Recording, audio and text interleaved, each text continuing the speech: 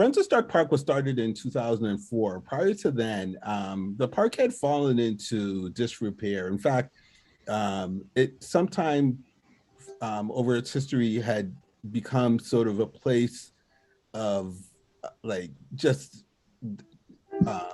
disregard. I mean, it was a place that the fraternities at Southern New Hampshire University would use and collect items or collectibles from it.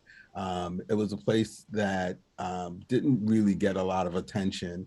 And a group of neighborhood people said, this has to change. It's something that really was very important to them as neighbors, but it also is a very important historic place because a lot of people don't recognize outside of the state of New Hampshire the contribution that Major General John Stark had made to the Revolutionary War and to our country. In fact, I often tell people when talking about John Stark that he was the key to our success in the Revolutionary War. I also like to explain that if Lin-Manuel Miranda learned about John Stark before learning about Alexander Hamilton, we would probably be going to a Broadway show about him as a character because he was such a beautiful person. Um, Today, the Friends of Stark Park is really a collaboration amongst people who are in the neighborhood and people who have just a love for the history of the park or the use of the park. And it's really become very important over the years for a lot of people. And I think that that's a nice thing to share. I live right next to the park, and it's nice to be able to have such a beautiful space right in my backyard to be able to walk my dog, to go through the trails, but also to be able to experience a lot of the programs that we've had over the years. We do small programs, like we participate in a cleanup of the park, which is one of the early traditions where neighbors would go across the street with their own rakes and their own refuse bags and rake up a little section of the park to let people know that this is an important space for us. We do the summer concert series, which has grown through the years and actually is well attended, and a lot of people enjoy that experience. We celebrate John Stark Day in April, which is our opportunity to recognize John Stark as an historic figure in our world. And there's so much more. We're always looking for new ideas, ways to create programming for school children, ways to build connections to our community, to the city. And it's just been a great partnership between the Friends of Stark Park as a nonprofit organization, the city of Manchester and its parks and recreational department, and just anybody who has an interest in being a participant in the park. And that's why we're happy to call ourselves the Friends of Stark Park. So a year ago, actually it was a little over a year ago, we had a Stark Park cleanup day, just like we had a weekend ago. And I was able to meet a fantastic family who came down to help rake some leaves. And it was Jason, Betsy, and their children.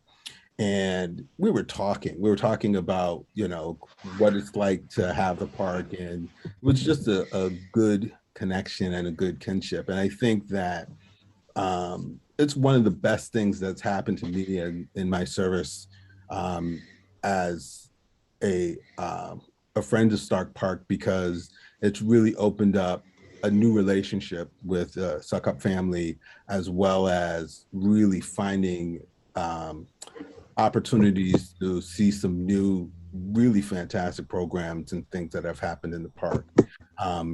When I learned that Jason had really put together some really fantastic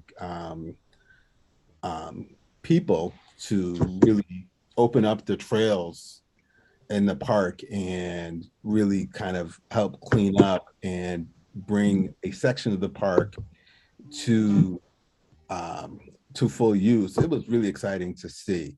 And I'm really excited to have him come and tell the story about the vision, the execution, the why, and really tell some of the really fantastic success stories around that.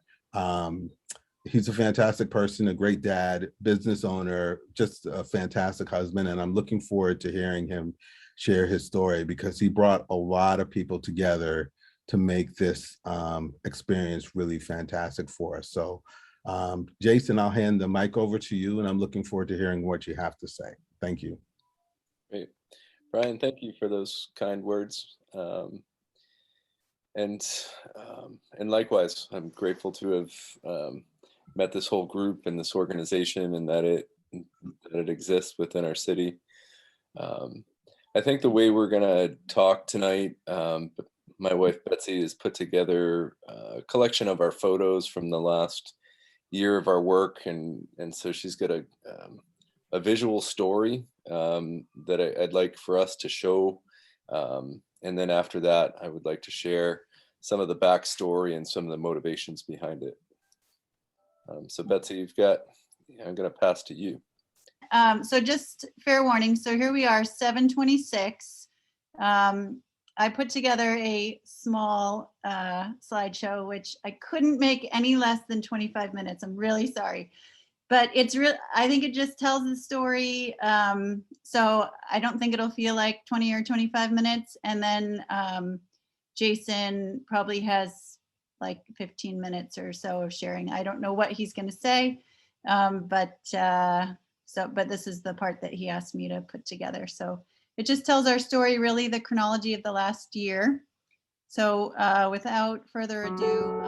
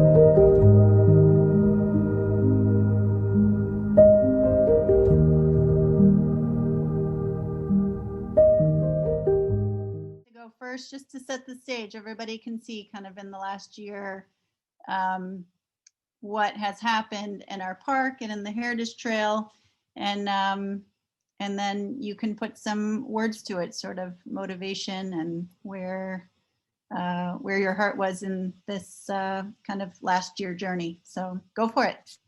All right. That was a tearjerker. That was the first time I saw that video myself. So um, well done. Well done. Obviously, I get to meet so many of you along the way, and it's been an amazing year. But it almost wasn't. It almost wasn't. And the reason it almost wasn't was this time last year we were at a turning point. Our family was almost out of this neighborhood. We were we had a conflict with a bunch of our neighbors. Why? Because of the pandemic, we did some crazy things like some of you guys, and we got chickens. That was going to be our food source. So we got chickens and um, you know, homeschool. There was a lot of crazy reasons why, but in any event, um, we came home in the summer from being away with a letter on our door from code enforcement from the city of Manchester. Evidently, there was a rule that if you had less than half an acre of land, you could not have chickens in the city, and so they said we had to get rid of them, and we were stunned, but you know the laws are the laws, and we found ourselves on the wrong side of the law, and so we decided to challenge it because we weren't sure which neighbor complained, but the code enforcement guy was clear that some neighbor was not happy, and so we challenged it. I guess you can get a variance for these types of things if you're willing to do the work and get a lawyer to help you, and so we figured, well, we'll just go down that path and we'll get a variance and we'll have our chickens and all be happy. And let me tell you, it was a terrible, terrible experience. So that was like September, October of last year. And, you know, as that started to unfold and we ultimately had a hearing coming up, and we saw who was on the agenda, and it was a whole host of our neighbors. It wasn't just one, it was like 10 of them that were all upset at our chickens. And so we had this realization like, wow, we're bad neighbors. We're just not even good neighbors. Like we're we're on the wrong side of the law, but we've also like ticked everyone off. And so we had this moment, not moment, it was weeks. It was weeks we were just struggling with this thing. And a couple books fell in our lap. right at the right time. You know, books kind of find you.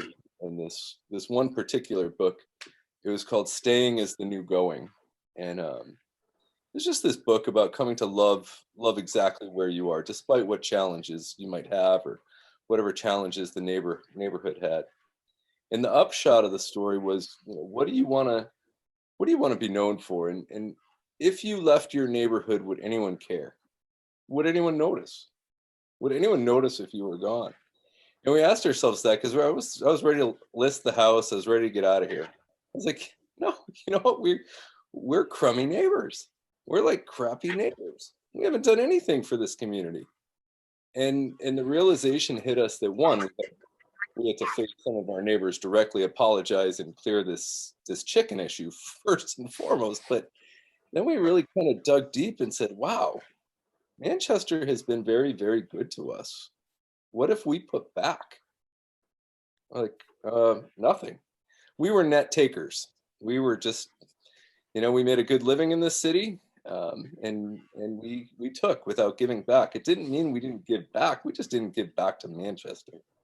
We were involved in all sorts of things in other places in New Hampshire, other things far away from Manchester, giving our time, our talent, our treasure to all sorts of things, but nothing right here. And so we were convicted, absolutely convicted. Like, oh my goodness, like our own neighbors, like we've got to do something. And so the first thing we did was we went over, we started to know who the neighbor was who was most upset with the chickens, and we tried to see if there was any way the chickens could stay, and there was not. The chickens had to go, and that was just the way it was going to be. Um, so, but we did make good with that neighbor, and we sat in the kitchen, looked him in the eyes, and just said, "Listen, you know, if you don't want the chickens, we'll get rid of the chickens, but we have to park our cars next to each other each day, and and we have to learn to love each other." And so we forgave them, and I think they've forgiven us as well. But we had a choice last fall. We could either choose to hate or we could choose to love. And let me tell you, it costs a lot to hate. It costs a lot to hate. And it is so much easier to love and to forgive. And that's what we've done, and that's what that story was. And that's what the story is, and it's no more. It's how can we put back into our neighborhood, back into our community, back into the soil in the same way that, you know, the garden grows. If you don't put things back into it, it doesn't grow. It just doesn't grow. I mean, I've had a chance to see, you know, other areas of the city as well in the last year. And so I've gotten involved in some other things as well, but you know, there's one graphic that I've seen. It's a poverty graphic of the city of Manchester, and it shows, you know, different coloring zones based on income, and it shows this one zone in the center of the city, big rectangle that's white, and the rest of the squares around the city are all colorful, and they're colorful because they have income and they're vibrant and stuff. And so it just struck me that, you know, maybe I haven't been the only one taking from Manchester. You know, over the years, I think there's probably been a pattern of that in the business community or whatever it is. Um, I won't look at anyone else's sins, I'll only look at my own. But I was convicted that this is an area that gives so much to us. Why not put it back right here? And so um, that's the story. And you know, Manchester Moves is is a whole nother story, that came to be out of this good work. And I blame all of this stuff on Tom Christensen. He has made a mess out of everything. I met Tom about a year ago, and he got me excited about all sorts of things, because as we started to open our hearts and our minds to what we could do in our community, Tom had all the answers, all of them. He'd been thinking of these things for years, and he just opened up his whole notebook of ideas. And and just gave me the playbook. None of these ideas were even original. And so he kind of gave me the playbook, and we got to we got to move some things along. Um, so where does Manchester Moves and rail trails come into it? Well, Tom told me one day after we started doing the trails down there, he said, "Did you know that there's a plan to put a rail trail like right right here all the way up to Concord?" I said, "What?" He said, "Yeah." And I love rail trails. We've been using rail trails all over the state. And I've wondered for years, I've said, well, someday someone's going to fix the rail trail issue in this city because it's not fixed. And I was just waiting for it to happen, but it wasn't going to be me because that'd be a lot of work. Um, and and Tom told me, he says, yeah, there used to be a train depot right around the southernmost part of the park. And there was a guy who used to, some wealthy guy that used to have a mansion where the Brady Sullivan Tower is. He was the president of the railroad. So there's a depot there. And he told me about these plans that have been around for a while to have a north-south rail trail that would go to Concord. And so we started getting excited about even bigger trails. And rail trails specifically, and we started to meet with other people who cared about those things too. And through that work, we found the Manchester Moves organization and those people who had done a lot of good work with that stuff, and they were happy to have our energy. And so that's where we're at today, and we got a chance to bless Stark Park with some of our energy and our time and talent and treasure. And as you can see, it wasn't just us. There were a lot of people, a lot of organizations involved in all this stuff. And that's the cool thing about it. There was no, I mean, Tom had all the ideas, but there was no like prescriptive way on any of this stuff. People just showed up and they said, hey, I know how to like paint, or hey, I like to do this, or hey, I want to do that. And it just kind of came together, and it's been a really fun ride to be on. Um, and so, I guess we can get some accolades for this. I think, we, you know, at one point I wondered if we were going to get arrested for our work in the park. And so I'm glad it's turned into a good thing. And it's just been a great thing. And so I think there's a lot of good positive energy down in that area. And and and I don't know what's going to be to come of it, but I can tell you this: um, the gardeners are sure excited, and so there's going to be more momentum with that next year. Um, the trails have been used quite a bit. I don't know if Monique had some information on that, but I know Monique from the Planning Commission. They had put a counter down there right next to the old Boy Scout bridge, and for 10 days at the end of October, they counted how many people had been using the trails. And it turned out to be 52 people a day.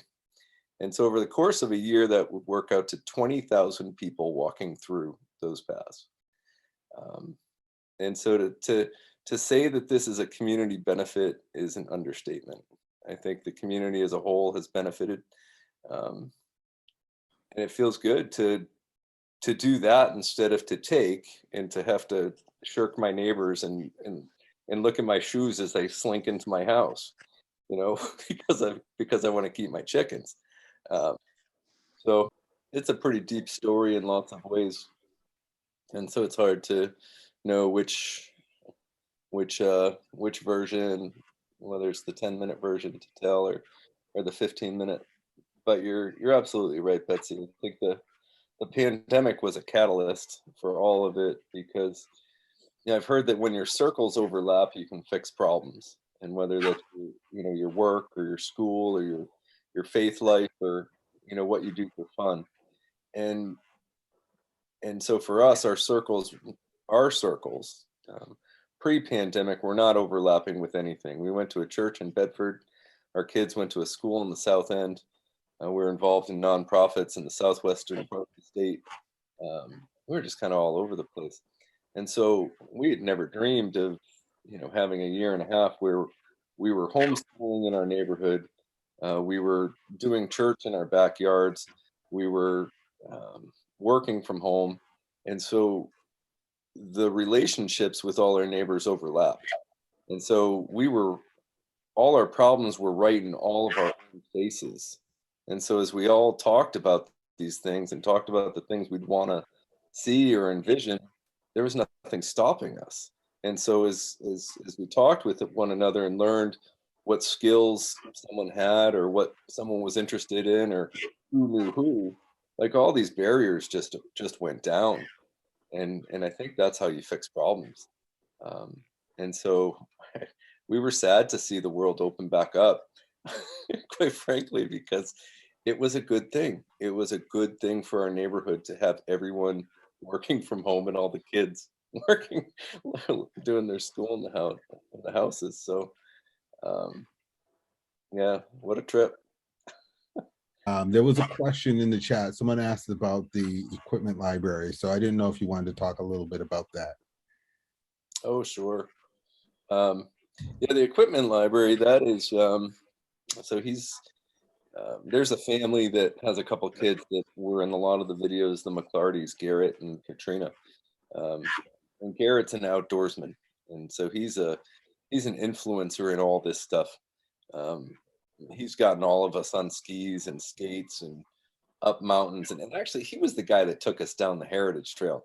Like I didn't want to go down the Heritage Trail, and once I went down it once, I didn't want to go down it twice because it was full of ticks, thorns. Like it was nasty. But he he insisted that our families go down with him into the Heritage Trail. And so that was one of the reasons why we started to clean it up. I was like, Garrett, if you're going to continue to bring us down there, I'm going to at least run a weed whacker through there to clean it up. And so that's actually how it started was, we just said, could we just spend a little bit of our own money to, we have some landscapers that we've used for things to just send them down and just clean it up. And obviously that got carried away.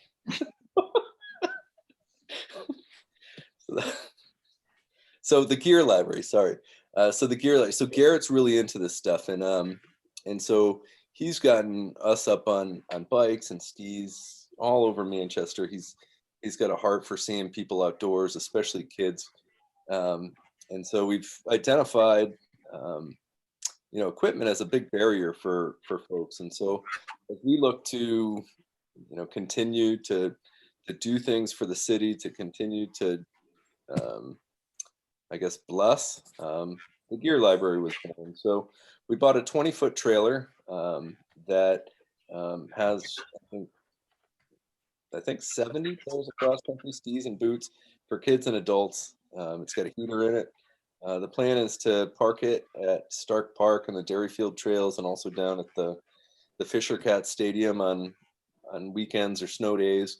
Invite people into it, equip people, teach them how to use cross-country skis, and get more people on the trails in the winter. So the winter is the time of the year when they start to, they don't get used as much. And so, we thought of all sorts of ways how we could keep our trails good. And we even thought of, having like our own trail patrol, to keep some of the riffraff out. And we almost bought like, trail patrol jerseys and those kind of things. And and we said, no, we've got a whole bunch of like natural patrol people. We just have to give them the equipment. And so we figured like the more citizens and residents we can get out on skis, like we've just got a natural patrol force on the trails. And so it's self-serving in that way. But it's a good thing overall. So that's launching as soon as we get snow. I'm sure we've got some kinks to work out on it. But the way it works is you get to use equipment for free. Once you've done it the first time, we'll give you access to the library with a code. You can get your equipment for your friends and your family.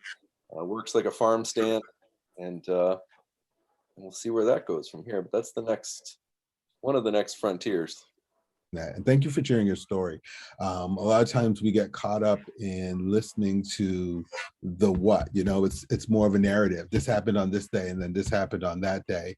And it's nice to hear the personal journey that you and your family had gone through, and the why. And the why, I think, is so important, because that's, I think, what motivates us to serve and to do what we do. So thank you very much for that. And thank you for sharing your story with us. We appreciate it. Thank you. So I think one of the things that I thought was really important, especially going through the process and walking the trails with you, is the amount of people in the community that have stepped up and contributed.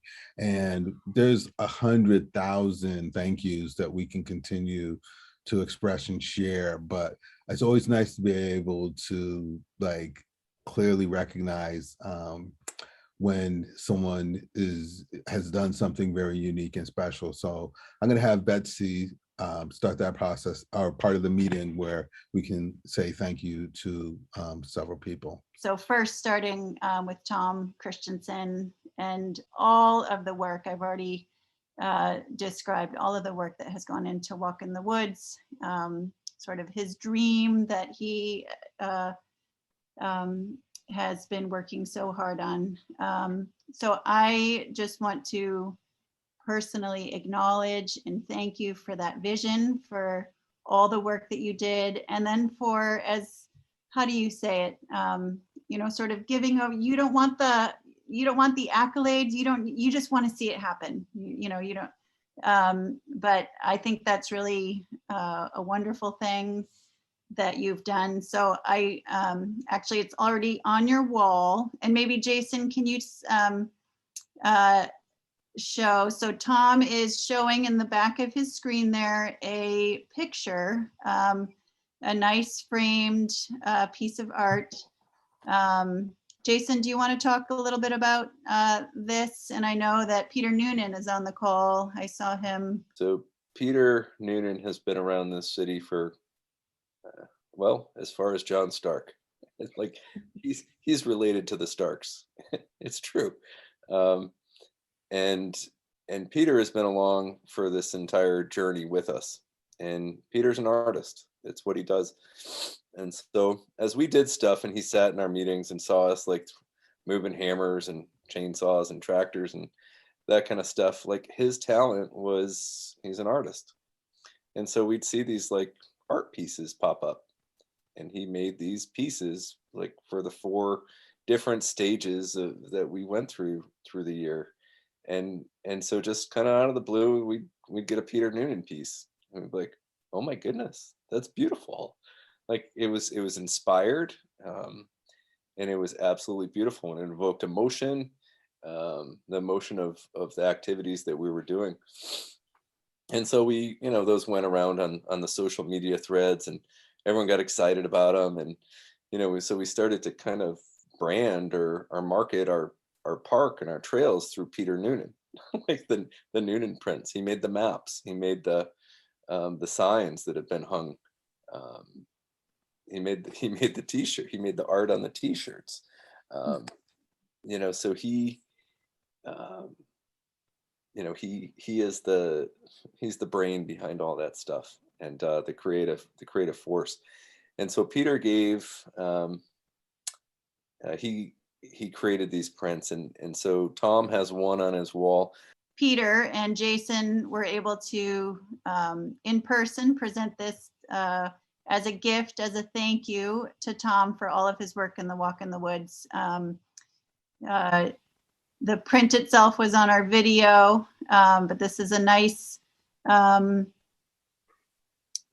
printed, numbered. There's only 25 of each of these prints that have been printed, and they're signed by Peter, and then he had them very professionally framed.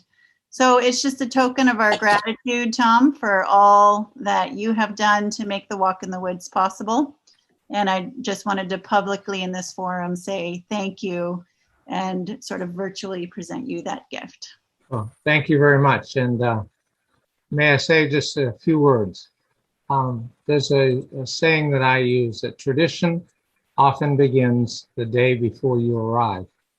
And while I appreciate all the accolades and the recognition and all that good stuff, it's absolutely essential that we recognize Diana, for example, who came with me down to the where I first uncovered this idea, and the people who supported the idea long before I ever got the opportunity to meet Jason and implement it all. And those people were working on a totally different approach, but they were there. And the Friends of Stark Park have had a lot of visions, and so I'd like to give credit to those who came before us. Thank you very much. And we have a second one. Betsy, do you want to? Yeah, so Peter Chivers, I think he's not on video right now, but he is on the screen. So Peter is Farmer Pete. There he is. Could go on forever. But Farmer Pete was between he, Katrina, and myself, and all of the process that we had to go through over the winter and into the spring months to go through approvals to start the garden. He has totally spearheaded. He is a passionate gardener. He's a neighbor of the park. He has a beautiful front yard garden at his house right next to the park. And he just took this whole project just by the horns. And it was really exciting to work with him. I learned so much this year. He's well, I call him a professional gardener, but he just grew up doing it and loves it, and learned everything he knows from his mom. And it's all organic, it's all sustainable gardening, and he's very opinionated. So when we have all these ideas, he's the one that keeps us in line, that we're going to do things the way we said we were going to do them. And it's really, really exciting to see how things work when you actually treat the earth and the soil and the life around it the way that it should be. So I also just wanted to say thank you for all of his hard work, for his passion, and for all of the dedication and time that he's put into making the garden as successful and fun as it was. So we are virtually, and actually Peter was going to have the actual picture that we're sort of virtually giving you right now, but we'll bike it over to your house in the next couple of days to present the Stark Farm. It's actually, I don't actually know where my picture went. It's the Stark Farm logo that nice. That's great. That is framed, signed, numbered, and really nicely done. So it's just a token of our gratitude and thanks for all that you've done. Well, that's awesome. I appreciate the recognition. It's been an amazing experience down there. All the help that you've given me, Betsy, Katrina, especially Ara, if it weren't for him, we probably wouldn't have started this whole process. But everything came to fruition exactly how we wanted to. Made so many good friends in the neighborhood. I mean, everyone worked so hard, tons of kids down there, and it all turned out great. So I can't wait for next year. The garden's going to be even more impressive next year, I'm sure of it. Well deserved. It's I have to say it looks like an impossible task, but you guys pulled it off. And just to look at the harvest in the fall was just so impressive. The vegetables and the flowers and just the things that were harvested from the farm were just amazing. It's amazing to see, and it was amazing to see the level of volunteer participant. The daily notices of people are like, I'm going to go down there, I'll be down there this afternoon to do this, and to hear someone else pipe up and say, I already did it, I was there 2 minutes ago. Yeah, just nice to see that energy. So thank you very much for your work in the park this year. Pleasure. I've got, gosh, I mean, the list of thank yous is huge. It's absolutely huge. But there's been one family that I do want to recognize. They're not here tonight, but they were very helpful with the Walk in the Woods financially, and they were very helpful with a lot of the other, I don't know, connections and processes we've had to go through with all the other work we've been doing. And that is Jeremy and Liz Hitchcock. They're not here, but they made a large financial gift that helped support a good amount of the work that happened down there, enough to be recognized. And so far, it's been pretty quiet about their support. You may ask where the troll came from. It came from them. And so the troll is the beginning of an idea. The idea is grander. The idea is that a troll would come at each segment of trail that we improve in the city. And we've got about 10 of them outside of the park when we look at all the rail trail networks. And then there's a vision to see a giant troll land in Arms Park when someday we get to finish that up as a city. So the troll is the beginning of a story. And he became known as the heritage troll, and the kids love him. So he's great. Why a troll? I don't know. When Liz Hitchcock asked me, she said, you know, I wanna, can we do a troll? And I said, that's fine. We could probably find someone who could make us a gnome or something like that. She was very serious when she looked at me and she said, it's a troll. So it's a troll. And our troll artist is on the phone. He's on the line, Tom LeCompte. I knew Tom from some other circles, and he had carved a bear. And so there was a day we rolled his truck in right next to the pavilion with the bear in the back of the truck. And we brought Liz over to the back and we said, well, he's never done a troll, but he's done a bear. What do you think of this? She said, it will do. And so he went to work on the troll last January and carved for many months. And it came on a winch, and I don't even know how they moved it over there, but they did on Trails Day. And so that's the story on the troll. Tom, do you just want to say hi? We want to say thank you for the troll. Yeah, no problem. I'm just looking forward to creating more art that makes people happy. And, you know, when they come across these things, their eyes light up and they get inspired. And, you know, there's a lot of things in our day to day that we probably don't agree with, especially in the news. But if you can go for a walk in the woods and come across something surprising and fun, then, you know, that's just an extra sparkle and add to your day. So thank you, Tom. You're a talented artist, and glad to have met you, and yeah, curious to see what we do next. Sounds good to me. So it's 8:30, and you know, this is the scheduled allotment for our meeting. So I would love to be able to continue to say thank you to everyone. I did want to acknowledge gratitude for the board members of the Friends of Stark Park. Every board member who served this year will be continuing on for 2022. And so it's exciting to see that continuation. And I'm looking forward to having a year where we can execute all of the programs that we've done in the past and really bring people to the park in the ways we're able to do it before the pandemic. And hopefully next year is a year we'll be able to do that. So thank you very much for everybody who took their time out to join us this evening. Thank you for everyone who took the time to volunteer their time. I know everyone's very busy, a lot of very busy families, and yet they're willing to take time to contribute to our park, and I'm grateful for that. So thank you very much. And